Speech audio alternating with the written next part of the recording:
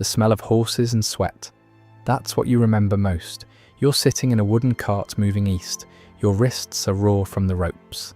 The woman next to you hasn't spoken in 3 days. She just stares at the horizon with empty eyes. Your name was Zarina, 16 years old, daughter of a silk merchant in Samarkand. A month ago, you were learning to weave carpets with your mother. She was teaching you the pattern her grandmother had taught her. 4 generations of the same design. That pattern died with your city. The riders came at dawn, not screaming, not chaotic, silent, organized, terrifying. They didn't burn everything immediately, like other armies.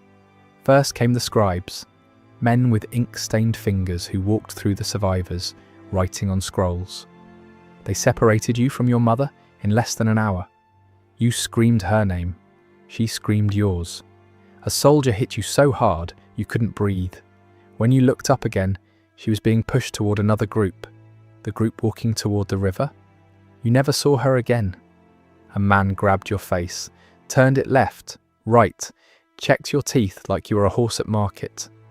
He wrote something on his scroll and marked your wrist with ink. A number. That's all you are now. And the cart keeps moving east. This is the story of what the Mongols did to the women of the nations they conquered. They didn't kill them. That would have been mercy. They kept them, used them, erased them from the inside out. Because Genghis Khan understood something no conqueror before him had grasped. Swords win battles, but wombs win centuries. And the most terrifying part isn't what Genghis Khan did. It's that it worked so well that in 2003, Oxford University geneticists published a study called The Genetic Legacy of the Mongols. What they found shocked the scientific world. 16 million men alive today carry the evidence in their DNA. You might be one of them. If this story grips you, drop a like and subscribe. It takes a second and helps us keep pulling voices out of the silence.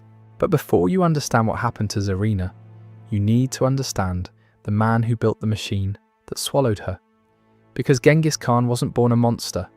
He wasn't even born Genghis Khan. That name, universal ruler, he wouldn't earn it for another 30 years. In 1171, he was just a 9-year-old boy named Temujin, kneeling beside his father's body on the frozen steppes of Mongolia. Yesugei was a tribal chief, respected, feared. Now he's a corpse, foam still drying on his lips, poisoned by a rival tribe that had shared a meal with him the night before. Within a week, his father's allies abandoned them. His mother Holan was left alone with 5 children in the cruelest winter Mongolia had seen in decades. They ate roots, rats, anything that moved. Temujin learned at 9 years old the lesson that would define everything. The world is divided between those who take and those who are taken. At 16, the lesson became personal. His betrothed, Berta, was kidnapped by an enemy tribe, the Merkits. For 8 months, Temujin searched. When he finally rescued her, Berta was pregnant. Was the child his or her captor's? He never knew, but standing in that burned camp surrounded by dead Merkits, something clicked inside him. The men who took Berta were dead, but what they did to her would live on. In the child, in the children that child might have. Conquest by sword is temporary. Armies lose, empires fall. But children are permanent. He raised Berta's son as his own, but he never forgot the lesson. In 1206, the Mongol tribes proclaimed him Genghis Khan, universal ruler. The starving boy from the steppes now commanded the largest army the world had ever seen, and he would apply that lesson on a scale no one had imagined. Which brings us back to Zarina. And the cart moving east, the cart stops. Zarina doesn't know how many days have passed, 8, maybe 10. Time blurs when you can't see the sun. They've arrived at a camp, hundreds of tents stretching toward the horizon, and carts, so many carts filled with women, some crying, some silent, some with empty eyes. A Mongol woman walks down the line, not a prisoner, an administrator. She carries a wooden tablet and speaks with the efficiency of someone counting grain. She stops at Zarina's cart, looks at the number on her wrist, writes something. This one, officers section. Zarina doesn't understand yet, but she will. The system didn't emerge fully formed. Genghis Khan built it over years. The first test was against the Tangut kingdom in 1209. Other conquerors killed and looted. Genghis Khan sent scribes ahead of his army. They infiltrated cities disguised as merchants, counting women the way generals count fortifications. Ages, physical condition, family lineage, all documented before the first arrow flew. When the Tangut cities fell, the sorting began. Men of fighting age, eliminated or conscripted. The elderly, released to spread terror to the next city. The women, divided with the precision of a merchant sorting silk. Young, healthy, capable of bearing children, marked and assigned to caravans. The others, old, sick, injured, left behind. The Mongols had a term for them. Not worth the food. Genghis Khan reviewed the system personally, spent 3 days examining records. How many women captured, how many pregnancies resulted. He wasn't satisfied. Too many dying in transport, not enough births. He issued new protocols. Better food, medical attention for pregnant women, penalties for soldiers who damaged valuable inventory. This wasn't mercy. This was optimization. He was engineering a system, and like any engineer, he measured success in output. The administrators who ran the caravans reported directly to him. They sent monthly updates, numbers, statistics, production rates. Women who failed to produce children were reassigned to labor. Women who produced healthy children were rewarded with better food, better treatment. The system created incentives, terrible incentives, but incentives that worked. There were even specialists, women trained to examine new captives, to determine their health, their age, their potential, to sort them into categories before they even reached the caravans. The Mongols called these specialists counters. Their job was simple: maximize output, minimize waste. A young woman in good health was valuable. An older woman with experience in childbirth was useful.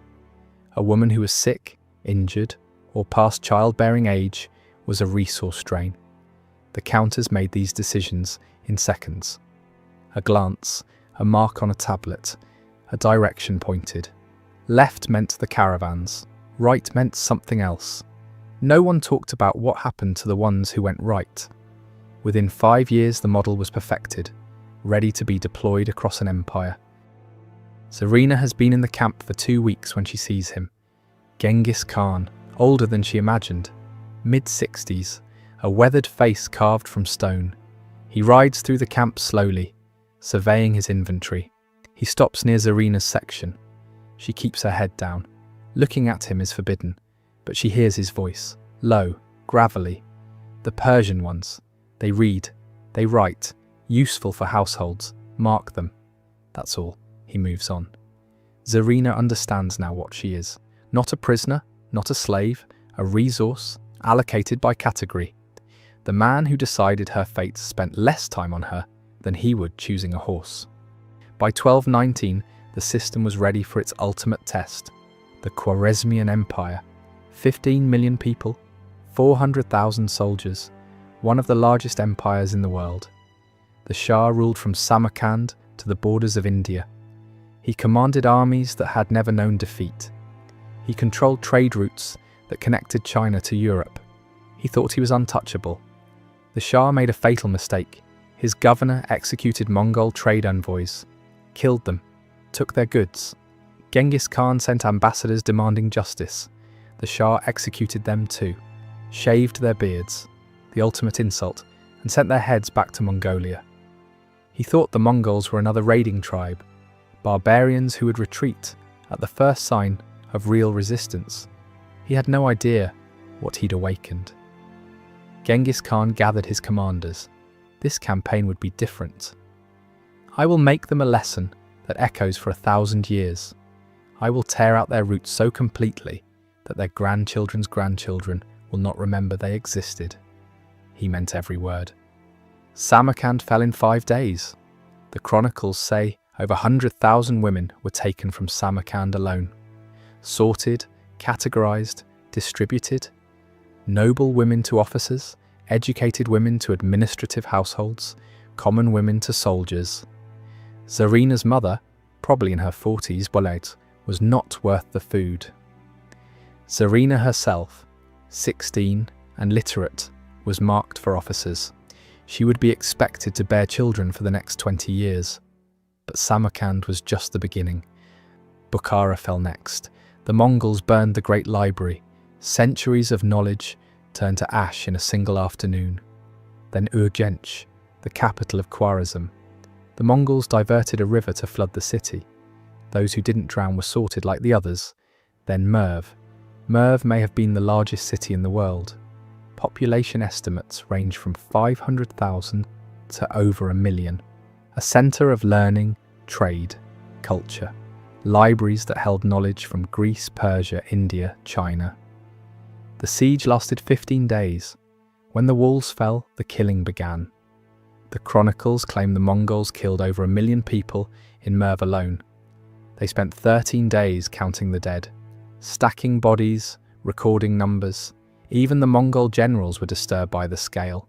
One reportedly said, "We have made a desert and called it peace, and for every person killed there was a woman taken." The caravan stretched for miles. Women from Persia beside women from China. Languages they'd never heard. All marked, numbered, allocated. What you're about to discover is how this system erased entire peoples from existence. Subscribe, because Crown and Dagger doesn't hide from history's darkest chapters. 3 months in the caravan, Zarina has stopped counting days. Every day is the same.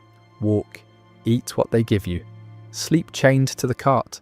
The woman beside her, Fatima, was a teacher in Bukhara, had a husband, had children, She told Zarina this on the 4th night, then never spoke again. Zarina has learned things in the caravan, things she tries not to think about during the day. She's learned what the marks on wrists mean. A single line, common labour. 2 lines, assigned to soldiers. A circle, officers. She's learned that pregnancy is protection. Pregnant women get more food, are kept healthier because they're producing. Some women try to get pregnant quickly. Survival strategy. Others try to prevent it. Whispered knowledge. Herbs that might work, most don't. A woman in the next cart died trying. Bled out in the night. Her body was dumped beside the road. The caravan didn't stop. Children, born in the caravans, are taken after 3 years. Sent to Mongol families, raised speaking only Mongolian. They never learn their mothers' names, their mothers' languages, their mothers' stories. The separation was always sudden. One morning, the child would be there. The next morning, gone. No warning, no goodbye. Mothers who resisted had their rations cut. Mothers who fought back were beaten. Mothers who tried to hide their children were made examples of. The message was clear. These children don't belong to you. They never did. The chain breaks. That's the point. But here's what haunts Zarina most. She's starting to forget. The pattern her mother was teaching her. The carpet design passed down 4 generations. She traces it in the dirt at night, but pieces are missing. Was it 3 loops or 4? Did the border curve left or right? What colour was the centre thread? She can't remember. Her mother's face is blurring. The sound of her voice, the way she hummed while she worked at the loom. The smell of the dyes she used, gone, fading, like a painting left in the sun. She tries to hold on to other things. The name of her street, the view from her window, the taste of the bread her mother baked on festival days. But each day, something else slips away. A detail she swore she'd never forget. A memory she thought was permanent. This is how the system works. Not with swords, with time. Every day in the caravan, you become less yourself. Your memories erode, your language rusts, your identity dissolves. And your children, they won't even know what was lost. The administrators understood this. They separated women from the same city. Speaking your native language was discouraged. Friendships were prevented. Isolation accelerates erasure. A woman alone forgets faster than a woman with others who remember. Some women resisted in small ways, whispered names at night, taught forbidden words to children before they were taken, scratched symbols into their skin, marks that reminded them who they had been. They created secret languages, gestures that meant "I remember," patterns traced in the dirt that only other captives would recognize. Some hid objects, a ring buried in the corner of a tent, a thread from their homeland sewn into their clothing, a pebble from a riverbed they would never see again. Tiny anchors to the past, proof that they had existed before this, small rebellions, tiny flames in an ocean of darkness. Most went out, but some burned for decades, hidden, secret, waiting for someone to see. Remember that Oxford study, the genetic legacy of the Mongols? Here's what it actually found: a Y chromosome lineage originating in Mongolia 1,000 years ago.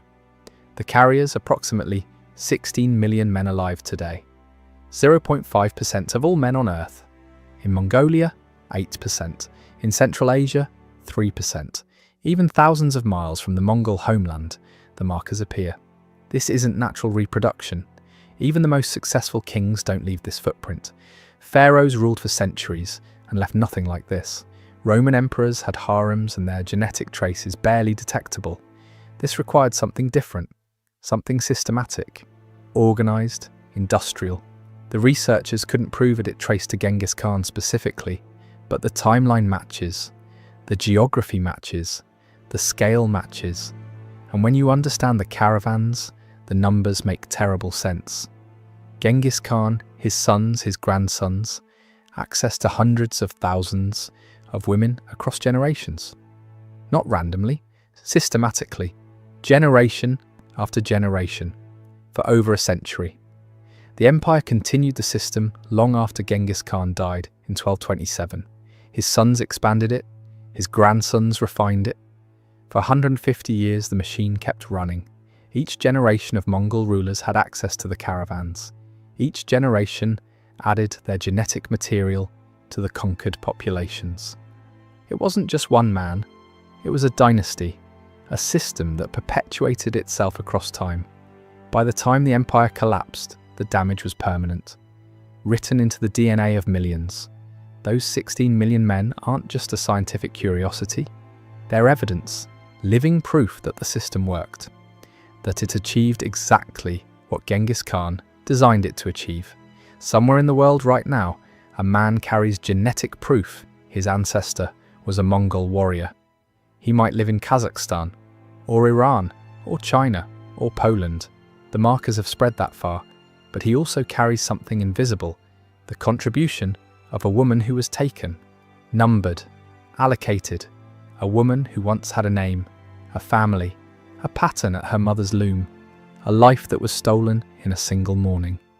He'll never know her name, no one will, but she's there, in his cells, in his blood, in the chromosomes that make him who he is, the ghost of a girl who became a number.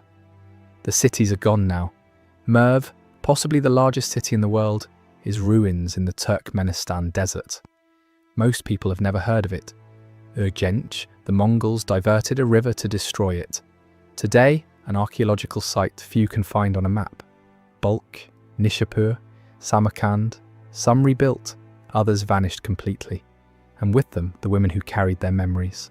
The songs they sang, the stories they told, the patterns they wove, the recipes they cooked, the prayers they whispered. Languages that had been spoken for 1,000 years went silent within a generation. All erased. In 2018, archaeologists excavating a Mongol-era site in Kazakhstan found a woman's grave. She was buried, differently from Mongol women. Different position, different orientation, as if she never fully accepted the culture that claimed her, as if, even in death, she was resisting. Analysis showed she grew up in Persia, but spent her adult life in Central Asia, over 2,000 miles from where she was born. Her bones showed multiple childbirths, at least 6, maybe more. Her teeth showed malnutrition in childhood.